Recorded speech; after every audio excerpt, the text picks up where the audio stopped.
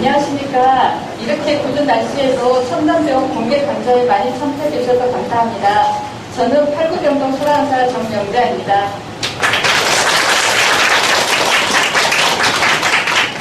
오늘의 주제는 장기 재활 환자를 위한 뇌졸중 강좌입니다. 첨가된 식습관으로 뇌졸중 환자를 보증하면서 장기 재활 환자를 중점으로 환자 및 보호자, 간병사들 간 뇌졸중 관련 공개 강좌를 시행하게 되었습니다.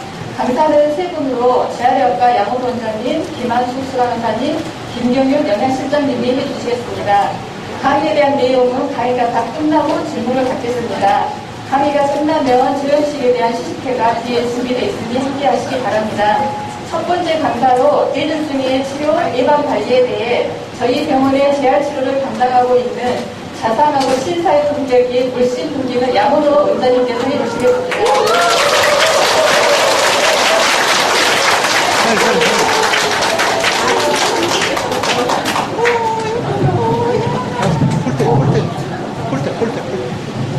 너무 소개가 그냥 장황해서 고추다라는 얘기가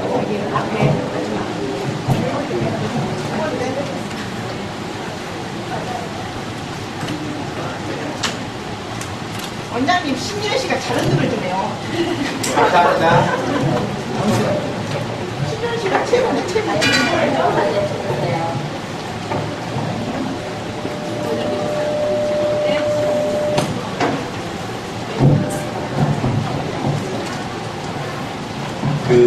뇌졸중 하시면 여러분들 이제 다 잘하시고, 사실 이 이제 강의는 이제 신경과 과장님이 해주시면 더욱 좋은데, 신경과 과장 공사가 다 이제 당황하고 환자분 많이 계셔가지고, 그보다 조금 더 한가యం 제가 하게 됐습니다. 사실 이 자리에 저희 환자분 그리고 가족분, 그 다음에 이제 간병하시는 우리 여사님들 이게 다 이제 같이 계시는데, 제가 말씀드릴 거는 이제 어려운 건 아니고, 실제로 저희가 이제 뇌졸중 하면 증상이 많이 있는데 모르고 많이 넘어가는 경우도 있고, 사실 이게 긴가 아닌가 어떤 건지 잘 모르는 경우가 되게 많습니다. 그래서 흔히 우리가 이야기하는 이제 옛날에는 어르신들이 이제 한방에서 뭐 중풍이라고 이렇게 이야기했던 건데, 뇌졸중에 대해서 간단히 알아보고, 그리고 사실 정말 중요한 거는 이제 식이 습관이라든지 간호하는 거 이런 게 더 중요합니다. 그래서 제가 말씀드릴 거는 그렇게 어려운 건 아니고 쉽게 하실 수, 이제 그리고 저희가 이제 뇌졸중이라는 게 어떤 건지 간략하게만 소개해 드리겠습니다.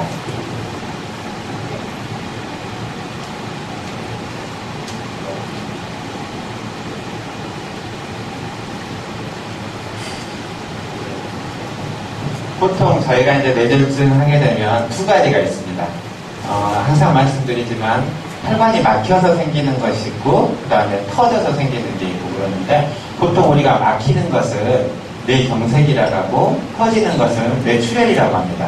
근데 이제 흔히 우리가 보통 응급실에 이제 오게 되는 이유 중에 하나가 갑자기 그냥 자고 났는데 한쪽 얼굴이 마비되고 팔다리가 잘 안 움직여지고, 이제 보통 때 같은 경우는 이게 내가 피곤해서 그런가 보다, 일을 많이 해서 그런가 보다 그러는데, 그런 증상이 1시간, 2시간 되게 장기간 되다 보면 사람이 불안해지기 때문에 응급실을 찾게 됩니다. 근데 이제 이런 증상들이 있을 때 대부분 가장 중요한 거는 얼마나 빨리 병원을 좀 찾고 그러는 게 상당히 중요합니다. 왜냐하면 다음에 보시는 이제 이뇌경색이라는 게 있는데, 이뇌경색 중에 이 혈전이 있는 것이 있고, 그 다음에 이제 생전이 있는 게 있습니다. 그래서 보통 우리가 이 혈전이나 생전이 생겼을 때 얼마나 빨리 오냐에 따라서 이걸 약물로 녹여줄 수 있는 시간입니다. 보통 요즘에는 한 3시간 정도 이내에 오면 이제 출혈이 아닌 경우는 우리가 혈전 용해제라든지 항응고제라든지 이런 것들을 사용해서 치료해 줄 수 있기 때문에 이 증상을 발견하고 나면 얼마나 빨리 이제 병원에 오시는 것도 상당히 중요합니다. 그래서 이제 뒤에 보시면 저희 나라 이제 인구 중에 가장 많은 이제 사망 원인이 아직까지는 1번 암, 그리고 2번은 뇌졸중으로 되어 있습니다. 그래서 2006년 저희 나라 이제 통계에 보면, 지금은 이거보다 한 5, 6년이 더 지났기 때문에 훨씬 더 빈도가 많아질 수도 있겠죠.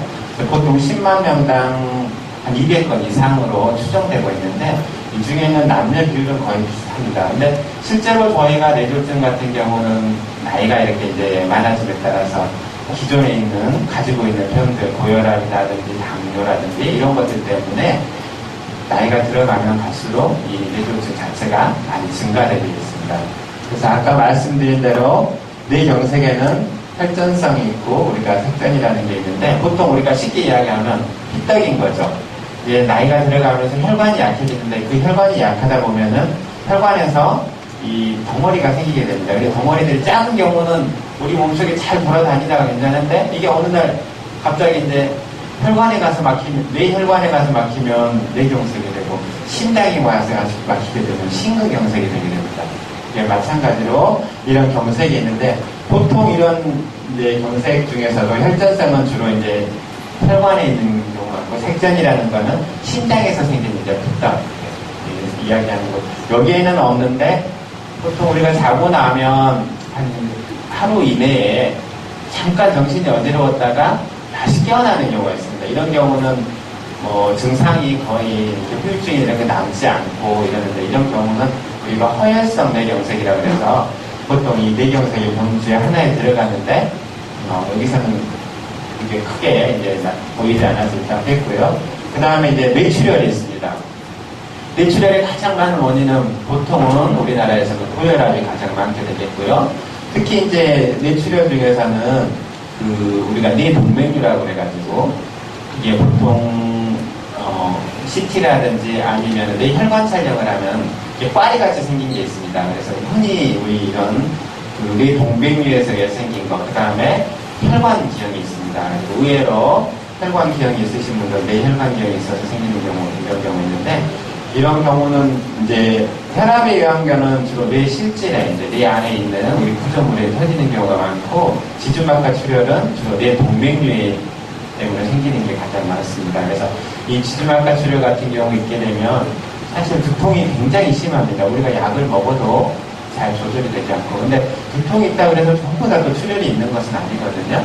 그래서 이런 출혈 같은 경우는 우리가 조금 뒤에 나오겠지만 일반적인 CT 사진상에 아주 출혈이 심한 경우는 출혈 이제 부위가 자세히 더 보이기도 하고요.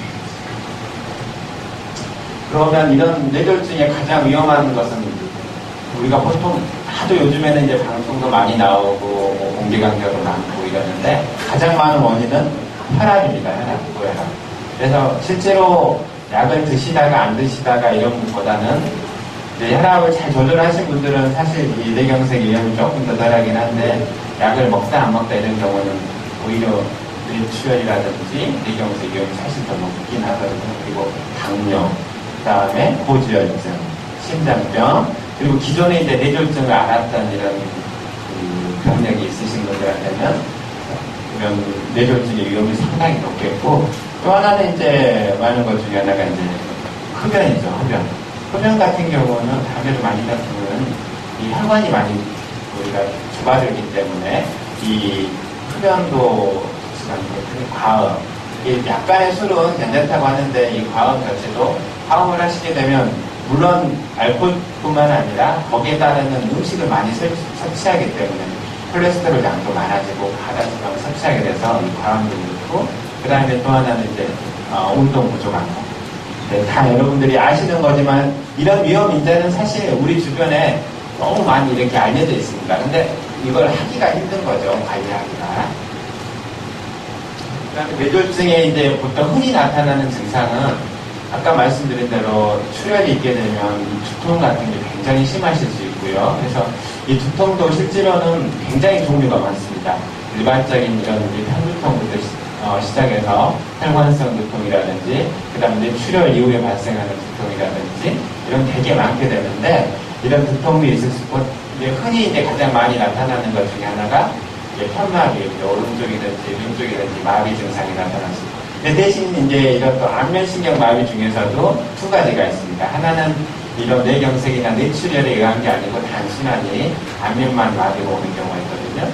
우리 이제 이런 경우는 전풍으로 이제 뇌졸중으로 오인할 수 있는데 실제로는 다른 증상은 없고 안면신경 마비만 있는 경우가 있습니다. 이런 경우는 보통 우리가 이비인후과라든지 신경과라든지 이런 거 진료를 하시게 되면 쉽게 구분을 좀 하실 수도 있고요. 그 다음에 이제 한쪽 감각이 많이 떨어진다든지, 그 다음에 이제 몸이 나도 모르게 자꾸 이렇게 굶는다든지 경우. 근데 자고 일어났는데 갑자기 일어나려고 하는데 자꾸 어지럽고 한쪽으로 막 쓰러지려고 하고, 이런 증상들도 뇌졸중의 전조 증상일 수도 있습니다. 그리고 이제 갑자기 뭐 사물이 잘 안 보인다든지, 뭐 기억을 하려는데 생각이 잘 안 난다든지, 오른쪽은 보이는데 왼쪽은 전혀 막 아무것도 안 보인다든지, 이런 것들 여러 가지 증상이 있을 수 있습니다. 그리고 심한 경우에는 이제 나중에 또 우리 이제 간호사한테서 말씀드리겠지만 삼키는 게 삼키려고 하는데 이게 잘 안 됩니다. 그래서 이런 삼키는 게 안 되는 것들, 그러니까 말이 안 되는 우리가 실어증 같은 거, 이런 증상들이 보통 뇌졸중이 있게 되면 오시는 증상이고요. 그다음에 이런 뇌졸중이 왔을 때 어떻게 하면 좋을까? 아까도 말씀드렸지만은 이게 뇌출혈이냐 뇌경색이냐에 따라서 치료 방법이 완전히 달라집니다. 실제 뇌경색 같은 경우는 저희가 응급실에서라든지 신경과에서 이제 약물로 혈전용해제라든지 항응고제라든지 이런 약물을 쓰게 되지만, 뇌출혈 같은 경우는 이 양이 많으면 수술을 해야 될 거냐 아니면 안 해야 될 거냐 이런 걸 결정을 해야 되기 때문에 사실 병원에 오셔가지고 진료를 받으시는 게 가장 좋은 길이고, 그 사이에 이제 병원에 오시게 되면 뭐 응급실이라든지 아니면 신경과나 신경외과에서 자세한 병력 같은 거를 문진을 하게 되겠습니다. 그래서 실제 환자가 마비 정도가 어느 정도 되고 이게 어떤 것인지, 이제 그 다음 이제 중요한 게 요즘에 이제 가장 많이 해볼 수 있는 검사들이 이런 영상 검사인데, 보통 우리 흔히 이야기하는 CT, MRI, 그 다음에 뇌혈관 촬영, 그 다음에 경동맥 초음파 이런 것들을 해볼 수 있게 되겠습니다. 이 환자 같은 경우는 지금 왼쪽에 보시면 하얗게 보시는 게 이게 지금 CT 사진인데, 네, 이게 보면 뇌출혈이 있는 경우입니다. 저 출혈 같은 경우도 실제로 양이 많은 경우는 수술을 하지만 양이 많지 않은 경우는 수술을 하지 않고 이제 경과를 관찰해보고, 그 양이 많아지면 증상이 더 심해지기 때문에 그거에 따라서 지금 수술 여부를 결정할 수 있고요. 네, 보통 이거는 이제 정상적인 이제 MRI 사진이고요. 자, 이 경우는 이 MRI 사진인데 우리가 이제 그 약간 가운데만큼 하얗게 보이는 게 있죠. 저게 이제 뇌경색입니다. 이제 뇌혈관이 막혀가지고 생기는 건데, 뇌출혈과 뇌경색은 사실 처음 한 3, 4시간 때는 잘 구분이 안 갈 수도 있습니다. 뇌경색이 이게 압력이 이제 막혀서 생기는 거지만, 이게 압력이 계속 올라가다 보면 어느 순간 이후에는 뇌출혈이 생길 수도 있습니다. 그래서 뇌경색과 뇌출혈은 어떻게 보면 아무것도 아닌 것 같은데 순간순간에 따라서 좀 달라질 수도 있습니다. 대신에 처음에 이제 치료 방향이 달라지기 때문에 얼마나 빨리 이걸 이제 결정을 하는 것도 사실 중요하게 되겠습니다. 요거는 이제 정상적인 이제 뇌혈관 이제 모습인데요.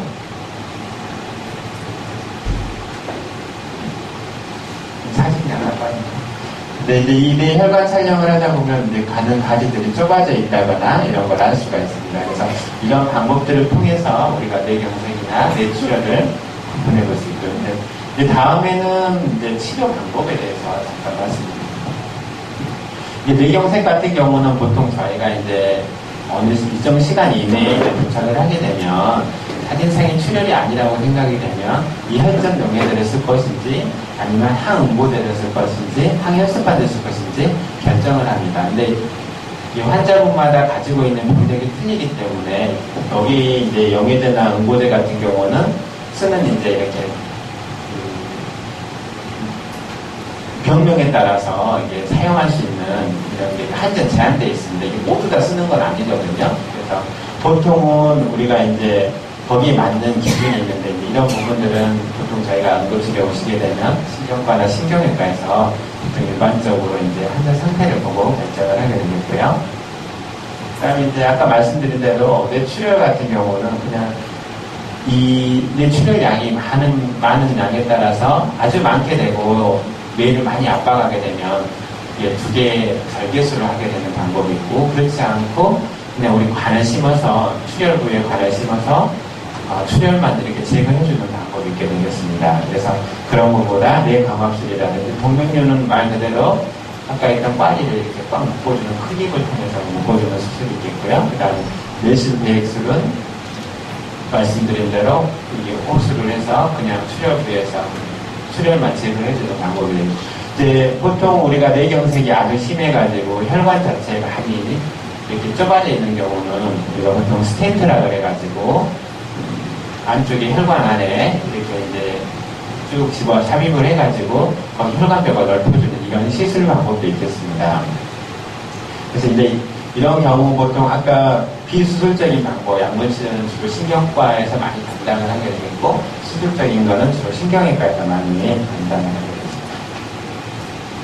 그러니까 이제 뇌졸중에 이제 또 하나 가장 중요한 거는 그 원인이 되는 이런 거를 자꾸 본인이 관리하고 그 다음에 그런 습관들을 많이 이제 조심을 해야 되겠죠. 특히 이제 혈압이나 당뇨, 심장질환 이런 것들은 약물 치료라든지 운동이라든지 이런 걸 잘 조절해가지고 오지 않게 만드는 게 사실은 가장 중요합니다. 그러니까 오고 나서 하려고 하면 이 모든 병이 다 힘들겠지만 오기 전에 미리 관리하는 게 제일 중요한 것 같아요. 이제 실제로 이제 이런 뇌졸중 이후에 이제 급성기가 떠나면 이제 재활학과에서 많이 치료를 담당하게 되는데 저희 과에서 이제 많이 하는 게 이제 운동치료라든지 작업치료, 언어치료, 심리치료인데 사실 저희 병원에서도 모든 걸 다 할 수는 없어서 일부는 뭐 밖에 의뢰를 보내기도 합니다. 그래서 이런 시설들이 조금 더 많아지면 이런 프로그램들이 훨씬 더 다양하게 할 수 있을 것 같은데 아직까지 이제 거기는 다 미치지 못하는 부분이 있어서 아마 저희 치료사, 그 다음에 모든 선생님들이 환자보다는 좀 죄송스럽게 생각하고 있는 부분도 있고요. 이제 가장 중요한 건 예방하는 겁니다.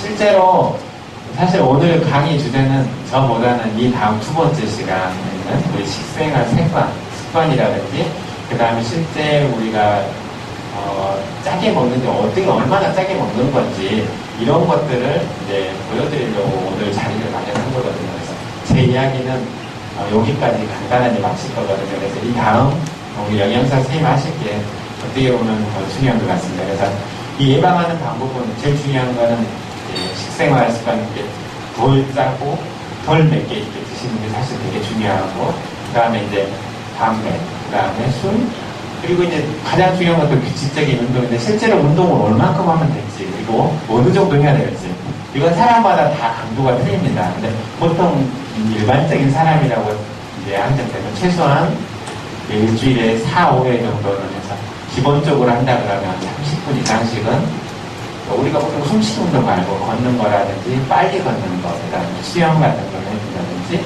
이런 것들이 도움이 되고 그리고 또 하나는 이제 긍정적인 사고인데 우리가 매일 화를 내게 되면 이 화가 하루 종일 쌓여 있는데 아침에 한번 웃고 그 다음에 옆에 사람이 즐겁게 이야기하고 그 다음에 오늘 하루를 즐겁게 살아야 되겠다 이렇게 생각하면 그날 하루가 더 훨씬 즐겁습니다.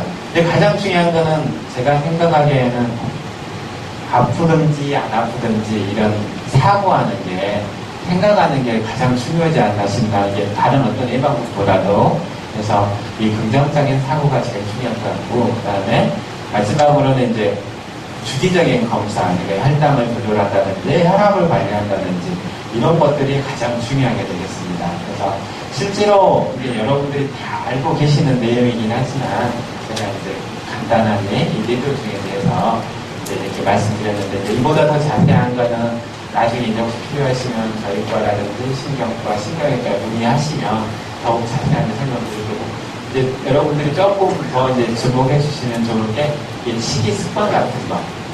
두 번째 우리 영양사님이 벌벌 떨고 계시는데 사실은 그게 굉장히 중요할 것 같습니다. 여러분들 생활에 도움이 될 수 있는 두 번째 시간 우리 영양사님 세 번째 시간이시나요? 그래서 제가 말씀드린 거는 여기까지고 혹시 궁금하신 거 있으시면 나중에 저희 외래라든지 신경과 외래 와주시면 제가 아는 범위에 대해서 도움을 드릴 수 있도록 하겠습니다. 감사합니다. 감사합니다. 잘 들으셨죠? 네. 다음은 뇌졸중 간호를 위한 강의를 해줄 텐데요. 이제 8호 정도